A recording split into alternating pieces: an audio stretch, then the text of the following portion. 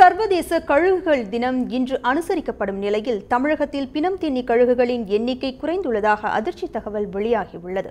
ஆண்டுதோறும் செப்டம்பர் முதல் சனிக்கிழமை சர்வதேச கழுகுகள் தினமாக கடைபிடிக்கப்படுகிறது.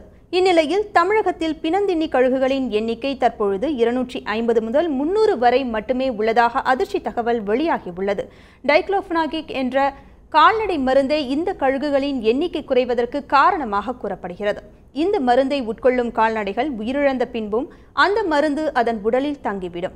இந்த கால்நடைகளை சாப்பிடும் கழுகுகள் உயிரிழக்க நேரிடுகிறது. இந்தியாவில் இந்த மருந்து அறிமுகப்படுத்தப்பட்ட 1990ஆம் ஆண்டிலிருந்து கழுகுகள் இனம் அழியத் தொடங்கியது. இறந்த கால்நடைகளையும் விலங்குகளையும் தின்று காட்டை தூய்மைப்படுத்தி பிற உயிரினங்களையும் மனிதனையும் நோய் தொற்றிலிருந்து காக்கும் கழுகுகளின் எண்ணிக்கையை அதிகரிக்க நடவடிக்கை மேற்கொள்ள வேண்டும் என்பதே பறவைகள் ஆர்வலர்களின் கோரிக்கையாக உள்ளது.